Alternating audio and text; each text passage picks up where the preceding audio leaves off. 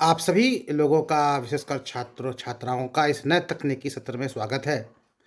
और जैसा कि आपको पता ही होगा कि ये शायद वीडियो बहुत एक लंबे अरसे के बाद फिर से बना रहा हूँ और इसके लिए कुछ परिस्थितियाँ और कुछ कारण जिम्मेदार हैं, उसके मैं खैर पृष्ठभूमि पर नहीं जाऊँगा। लेकिन आज जो आप लोगों से मैं जो डिस्कस करूँगा वो स्नातक या ग्रेजुएशन लेवल के द्वितीय वर्ष का चैप्टर है। इसको हम कहते हैं 1965 का भारत पाकिस्तान युद्ध, जो कि military science, defence studies, military studies, जिसको आप जिस भी नाम से पुकारें राज्य सरकार के विश्वविद्यालयों में या केंद्र सरकार के विश्वविद्यालयों में, उसको इन विषयों के नाम से जानते हैं। और उसके सेकेंड ईयर का ही ये चैप्टर है, भारत पाकिस्तान युद्ध 1965, जिसके बारे में आज मैं आपसे डिस्कस करूँगा। पहले मैं आपको उसके थोड़ा-सा एक बैकग्राउंड पे ले चलता हूँ। जैसा कि आपने मेरे पिछले वीडियो देखे होंगे तो आपको पता होगा कि 1962 के युद्ध के बाद क्या हुआ। आपको पता होगा कि 1962 का युद्ध जब एक तरीके से हम कहें कि भारतीय नेताओं के या सैन्य नेतृत्व के गलतफ़हमी, गलत सोच के कारण भारत को हार मिली। देखिए, मैं आपको एक चीज़ यहाँ पर बिल्कुल क्लियर कर दूँ, मेरा किसी भी पार्टी या किसी भी उससे कोई संबंध नहीं है। आपको किसी भी तथ्य को समझने के पहले आपको राष्ट्रहित में एक व्यापक तौर पर समझना पड़ेगा।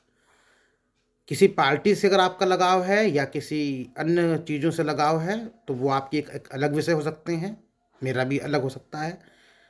लेकिन मेरा काम है इस विषय के अंतर्गत जो सत्य है उसको सामने लाना, और आपका कार्य है उसका विश्लेषण करना और समझना, ताकि हम भविष्य में इस तरह की गलती ना दोहरा पाएँ।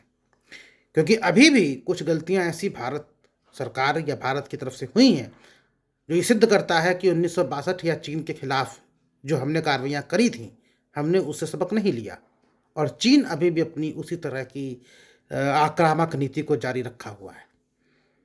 तो अब आपको पहले मैं थोड़ा-सा उसी बैकग्राउंड की तरफ ले चलता हूँ। तो ये था कि 1962 का जब हम युद्ध हार गए, तो भारत सरकार ने एक कमेटी बनाई, लेफ्टिनेंट जनरल हेंडरसन ब्रुक्स और ब्रिगेडियर भगत के नेतृत्व में एक कमेटी बनी, जिसका काम था कि 1962 में जो हार हुई उसके बारे में अपना वो एक विश्लेषण दे और उसका पता लगाए ऐसा क्यों हुआ। अब जैसा कि अब तक होता आया है कि अक्सर ऐसी जो रिपोर्टें आती हैं वो आमतौर पर सीक्रेट रहती हैं, क्योंकि अभी आरटीआई आने के पहले एक तरीके से गोपनीय कानून लागू था और सेना और इंटेलिजेंस के मामलों में अभी भी लागू है। आप आरटीआई से बहुत कुछ नहीं पूछ सकते इनसे। तो अभी भी उन चीज़ों को कभी भी आउट नहीं किया गया और ये समझा गया कि जितना चीज़ों को छुपा कर रखो उतना अच्छा है। चीज़ें सामने आई नहीं कि एक जनमानस में एक कुछ जागरूकता फैलती या कुछ चीज़ें होती। उसका एक मुद्दा ये भी था कि कल को अगर हमारे जो नेतृत्व है उसके ऊपर कोई प्रश्न चिन्ह ना लगे। तो कई चीज़ें थीं, वो क्या था, अब देखिए, अब अभी तक तो उसकी कोई रिपोर्ट सामने नहीं आई। लेकिन एक सांसद हैं, उन्होंने पिछले साल संसद में कहा कि कम से कम इतने साल हो चुके हैं, 62 से लेकर के 2021 आ गया, 20 आ गया, कम से कम अब तो उसको आप ओपन कर दीजिए, तो देखिए क्या होता है। फिलहाल ऑस्ट्रेलिया के एक पत्रकार हैं, उनका कहा जाता है कि मैक्सवेल ने इंडियाज़ चाइना वार एक किताब लिखी थी और मैक्सवेल साहब ने काफ़ी ज़्यादा क्लोज अध्ययन किया था इस युद्ध के ऊपर, तो कहीं से उनको कुछ पन्ने मिल गए हेंडरसन बुक्स और ब्रिगेडियर भगत की रिपोर्ट के। अब वो सही हैं, गलत हैं, क्या है, उन्होंने अपना उसमें चीज़ों को लिखा और उसमें उन्होंने बताया कि कहीं न कहीं नेहरू को सब पता था और उसके बावजूद भी वो अपनी चीन के प्रति चाल को नहीं एक तरीके से आगे बढ़ा पाए और उनका साम्यवादी झुकाव था, जो भी था, खैर एक वो एक अलग मुद्दा है, क्योंकि जब तक एक काफ़ीसिल तरीके से चीज़ें सामने ना आ जाएँ, तब तक कुछ कहना तो मुश्किल ही है। लेकिन कोई बात नहीं, हम आगे बढ़ते हैं और बताते हैं कि इसमें क्या हुआ। अब देखिए, ये तो एक कमेटी बन गई, कमेटी ने अपना निर्णय सुना दिया कि जो भी चीज़ें थीं जिसकी हम बात कर रहे हैं, हेंडरसन ब्रुक्स ने और ब्रिगेडियर भगत ने अपनी वो कमेटी की रिपोर्ट जो भी थी सबमिट कर दी। लेकिन एक दूसरी तरफ भी चीज़ें आगे बढ़ती हैं। पंडित नेहरू की इस हार के सदमे के बाद मृत्यु हो जाती है और उसके बाद भारत को थोड़ा-सा अपनी गलती का और अपने डिफेंस सेक्टर में धीमी स्पीड का पता चलता है कि हम कितना धीमे कार्य कर रहे थे। उस चीज़ से निपटने के लिए भारत ने जो कार्य किया वो ये था कि भारत सरकार ने 1964 से 69 1964 टू 1969 के बीच एक प्रथम पंचवर्षीय रक्षा योजना बनाई और उसके बाद इन्होंने देखा कि कैसे क्या करा जाए, क्या करना है। एक रिपोर्ट सौंपी गई कि किस तरीके से हमको आगे बढ़ना है और उन्होंने उस तरफ काफ़ी ध्यान दिया। तो जो पहला एक हमको जो सबक मिला वो ये था कि भाई अगर हमें भविष्य में चीन से लड़ना है, क्योंकि हमारी संख्या की सेना की संख्या काफ़ी कम कर दी गई थी। हमें ये लगने लगा था कि हमारा तो कोई युद्ध होना ही नहीं है चीन से, क्योंकि हम तो उसको हिंदी चीनी भाई-भाई कहते थे। और मैंने अपने पिछले वीडियो में आपको बताया था कि चीन बड़ा खतरनाक देश है, 2 मोर्चे नहीं खोलता। कोरिया में वो लड़ रहा था एक तरीके से और तिब्बत का मोर्चा उसने खोला हुआ था सन 50 से। 59 के आसपास आपके यहाँ दलाई लामा जी आकर शरण लेते हैं। तो 2 मोर्चे के बाद तीसरा मोर्चा खोलना तो बेवकूफ़ी होता। भारत सरकार या जो लोग बैठे थे, मैंने अपने पिछले वीडियोज़ में बता रखा है किस तरह वो बिल्कुल आँख बंद करके सोए हुए थे और उनको मालूम ही नहीं था कि अगर दुश्मन आगे बढ़ रहा है तो अगला टारगेट आप होने वाले हैं। तो सेनाओं की संख्या कम कर दी गई थी। अच्छा, सेना की कोई भर्ती रातों-रात तो होगी नहीं, क्योंकि आपको एक तरीके से सारा सेटअप तैयार करना पड़ेगा। ये तो है नहीं कि आपने लोगों को बटोर लिया, जैसे पहले होता था कि भाई लोगों को इकट्ठा कर लो, भीड़ आ जाए और डंडा लेके चल दो। उनकी ट्रेनिंग भी होगी, हथियार भी होंगे, सामान आएगा। तो जो एक रिपोर्ट दी गई वो ये दी गई कि भाई स्थल सैनिकों की संख्या 8.25 लाख करीब दी जाए। और एक चीज़ उसमें और कही गई थी कि भाई माउंटेन डिवीज़न की स्थापना करी जाए। देखिए, माउंटेन डिवीज़न होती है जो पहाड़ी क्षेत्र में लड़ने के काम आती है, उसको पहाड़ पे ही रहने के काबिल बनाया जाता है। मान लीजिए कि अगर हमें लड़ना है चीन से, तो अगर वहाँ के जो लोग हैं तो वो वहाँ पे ज़्यादा अच्छे से लड़ सकते हैं, या फिर एक जो मैदानी इलाके का आदमी है, या तो हम उसको लंबे समय तक वहाँ पर तैनात करें, तब चीज़ें सही हो जाएँगी। लेकिन अचानक जैसा कि इस युद्ध में किया गया था कि पंजाब से सेना की मूवमेंट उठा करके चीन के बॉर्डर पर लगा दी गई थी, तो ज़ाहिर-सी बात है कि ऐसा करने के कारण बहुत बड़ा नुकसान हुआ। सैनिकों को उस वातावरण में ढलने का मौका ही नहीं मिला।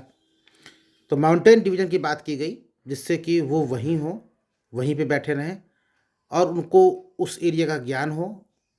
एक माउंटेन डिवीज़न की बात की गई और सैनिकों के ट्रेनिंग, हथियार, रसद आपूर्ति, इन सब की भी बात की गई।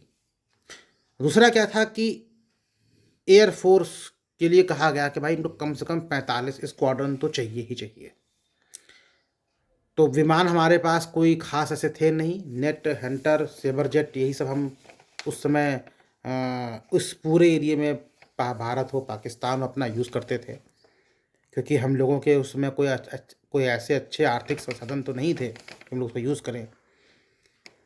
तो 45 स्क्वाड्रन की बात की गई, नए जहाज़ के खरीदने की बात की गई और इसके अलावा रडार और बेहतर संचार साधनों की बात की गई। ये सभी चीज़ें एयरफोर्स के लिए कही गई थी। इसके अलावा जो नेवी की बात कही गई उसमें ये कहा गया था कि ऐसा कुछ ट्राई किया जाए कि नौसेना में नए युद्धपोतों की भर्ती हो और विमान वाहक पोत की बात भी की गई थी। देखिए, ऐसा है कि जब हम कोई भी चीज़ करके चलते हैं तो एक चीज़ होती है गन बटन थ्योरी। हम जितना अपनी आबादी पे खर्च करेंगे, उसी के अनुपात में हमको सेना पे खर्च करना पड़ेगा। हमारी बढ़ती आबादी कहीं न कहीं हमारे लिए अभिशाप बन जाती है, कहीं न कहीं वरदान बन जाती है। अगर हम सारा पैसा सेना पे खर्च कर देंगे, तो अपने देश की जनता को क्या खिलाएँगे? हमारे सामने एक एग्ज़ाम्पल है पाकिस्तान का भी, जिसने सेना को बहुत ज़्यादा पाला-पोसा। आज वहाँ पे हालात ये हैं कि कुछ नहीं है। पाकिस्तान और भारत के डेवलपमेंट में ज़मीन आसमान का अंतर है। जबकि हमारी आबादी और क्षेत्रफल उनसे कहीं ज़्यादा है। हमारे यहाँ जिस तरीके का एक सिस्टम है, जितनी भाषाएँ बोली जाती हैं, अगर आप उसको देखिए, तो आपको सब चीज़ें खुद क्लियर हो जाएँगी। इसके अलावा अगर हम देखते हैं तो ये भी बात कही गई थी कि बीआरओ एक नया विभाग की बात की गई थी, बॉर्डर रोड ऑर्गेनाइज़ेशन।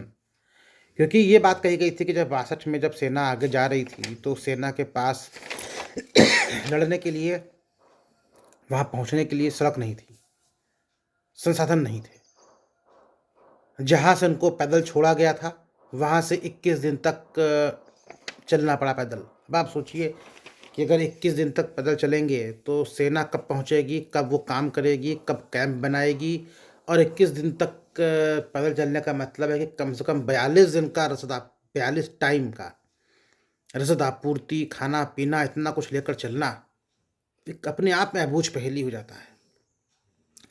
तो इन सब गलतियों को ख़त्म करने के लिए बॉर्डर रोड ऑर्गेनाइज़ेशन की बात की गई थी, जो वहाँ तक सड़क बनाएगा। इसके अलावा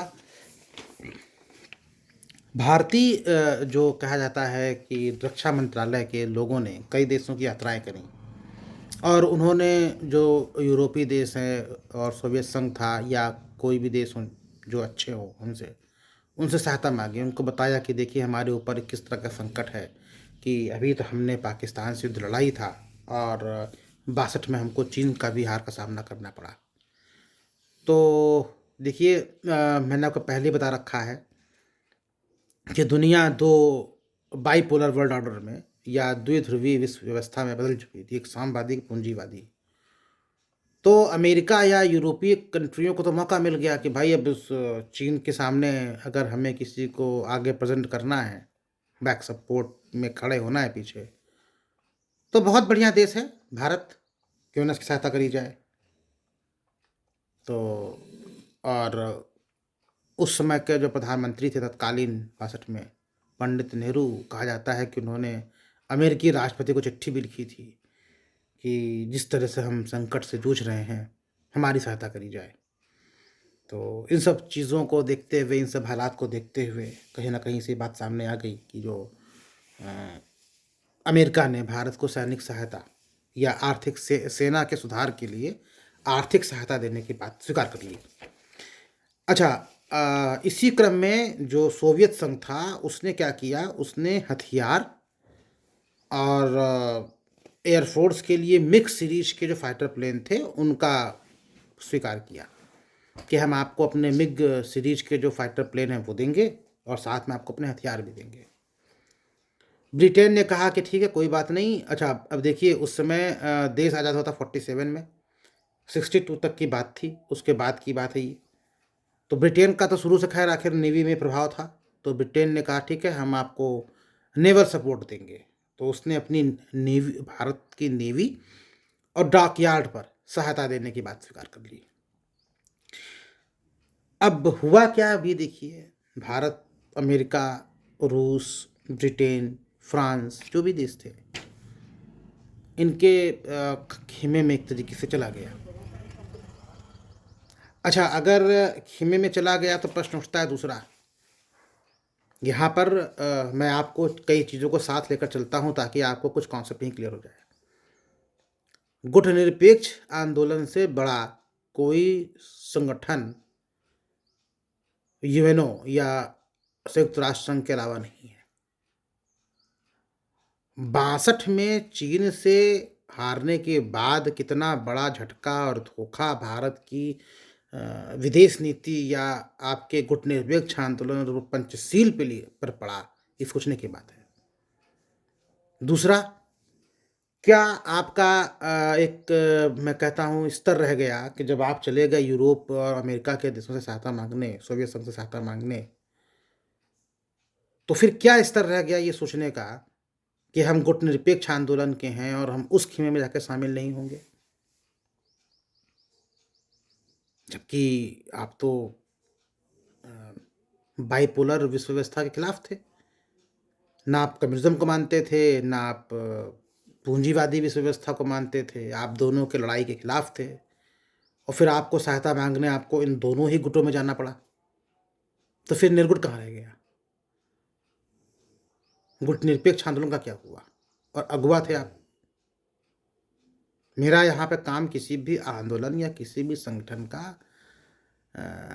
नकारात्मक विश्लेषण करना नहीं है। मेरा काम है सिर्फ़ कुछ तथ्यों को सामने लाना, चीज़ों को समझाना कि किसी एक एक्शन के बाद जो चीज़ें सामने आती हैं, उससे हमारी पिछली जो व्यवस्था होती है, उस पर किस प्रकार प्रभाव पड़ता है।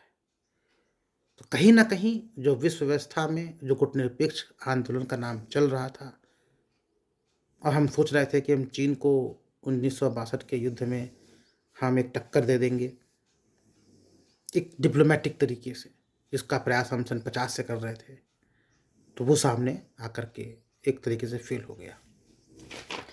अब चलिए हम आगे चलते हैं, आपको हम अपने एक दूसरे पुराने दुश्मन की तरफ आपका ध्यान करते हैं केंद्रित।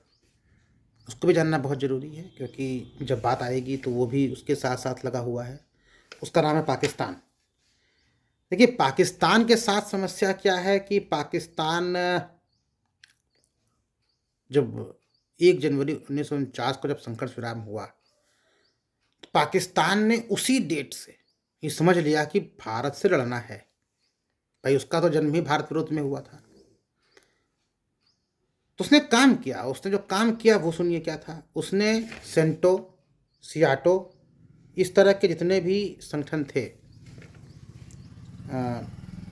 एक संगठन है सेंटो, जिसको हम कहते हैं बगदाद पैक्ट, ये बगदाद में हुआ था 1955 में।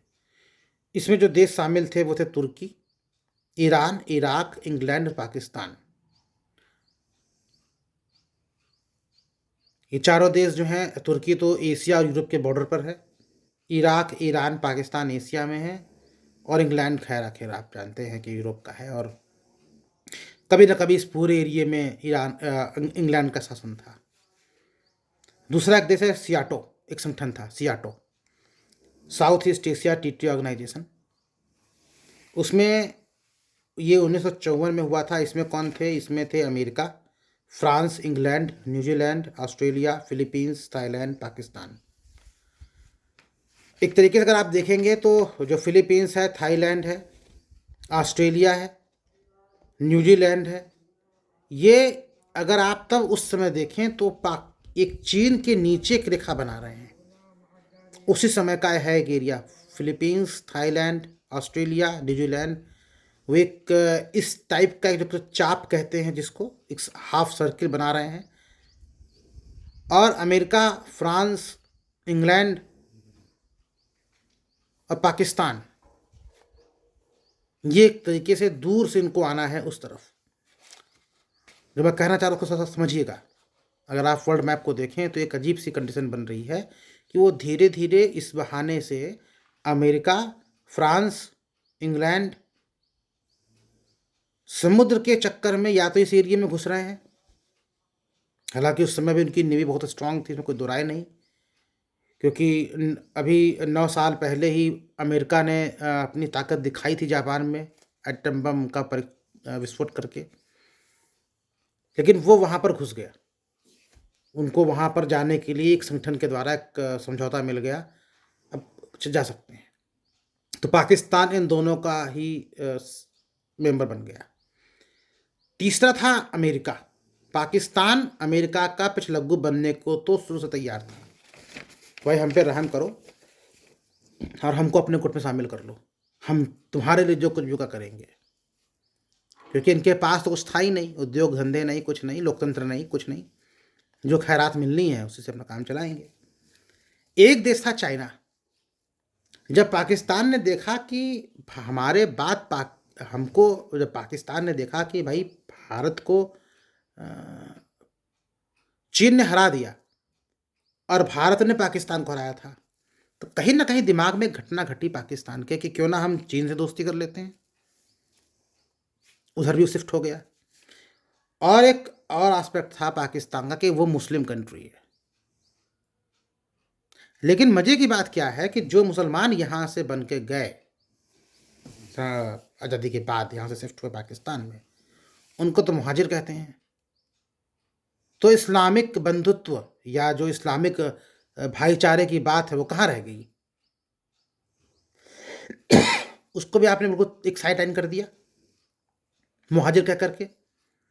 तो जो 5 कुछ छोटे-छोटे जो एस्पेक्ट हैं, एक और एस्पेक्ट क्या है कि पाकिस्तान की ऐसी भौगोलिक स्थिति जिसमें आकर के पाकिस्तान कहीं न कहीं अपने हिसाब से यूरोपीय देशों को, चीन को अ, एक तरीके से बहलाने-फुसलाने में माहिर था। और एक बगल में उसके देश खड़ा था अफ़गानिस्तान, जिसको जाने के पहले अंग्रेज़ ये सोच कर गए थे कि शायद कभी यहाँ से कम्युनिज़्म का प्रभाव आएगा भारत की तरफ, तो भारत में ना आए कम्युनिज़्म, इसलिए पाकिस्तान खड़ा कर दो। मुस्लिम देश कभी भी कम्युनिज़्म की तरफ नहीं जाएगा। तो धीरे-धीरे क्या हुआ कि इसी व्यवस्था में अफ़गानिस्तान का कुछ हुआ हो या न पाकिस्तान का कुछ हुआ हो या ना हुआ हो, अफ़गानिस्तान को इन्होंने बिल्कुल एक तरीके से अगर आप कहेंगे तो डाकुओं वाले मध्यकाल में ला कर के फेंक दिया। पाकिस्तान को उसका भी सपोर्ट मिलने लगा। उसके जो रहनुमा थे, वो तो धीरे-धीरे से सपना करके ऊपर चले गए। सेना का कब्ज़ा होता चला गया और सेना की टेस्ट फील्ड धीरे-धीरे बनने लगा आपका अफ़गानिस्तान। तो इस तरीके से पाकिस्तान के आस-पास की जो गतिविधियाँ थी, इसको हम कह सकते हैं। यह जो पाकिस्तान का जो घटनाक्रम था, उस पर अंतर्राष्ट्रीय और राष्ट्रीय प्रभाव इस प्रकार पड़ने लगा और भारत को जो 1962 का हार मिली, उस पर उसके कारण भारत के मनोबल और आर्थिक स्थिति पर क्या नुकसान हुआ, इसका आप एक तरीके से विश्लेषण कर सकते हैं, जिस तरह को मैंने बताया। क्योंकि इतना लंबा-चौड़ा खर्चा करने के लिए आपको कहीं न कहीं से आपको अपने सामान या आपको रसद आपूर्ति जो जनता की ओर जाती काटनी पड़ेगी। लेकिन अगर आप उसको नहीं काटेंगे, तो फिर आपने दान लिया अमेरिका से, रूस से, ब्रिटेन से, फ्रांस से, जो है हमको अपनी सेना में सुधार करना है। लेकिन जो देता है वो बहुत सोच के देता है, वसूले का पक्का, कहीं न कहीं से। उसकी क्या कीमत चुकानी पड़ेगी, ये भविष्य तय करेगा। तो इस तरीके से मैंने आपको 1965 के के भारत-पाकिस्तान संघर्ष पढ़ाने के पहले जो एक बेस तैयार करना था, आज मैंने आपको वो तैयार किया। बहुत जल्दी हम आपसे नए सत्र में मिलेंगे और फिर आपको हम अवगत कराएँगे कि भारत-पाकिस्तान 1965 का युद्ध किस प्रकार एक स्टेप बाय स्टेप आगे बढ़ता है। धन्यवाद।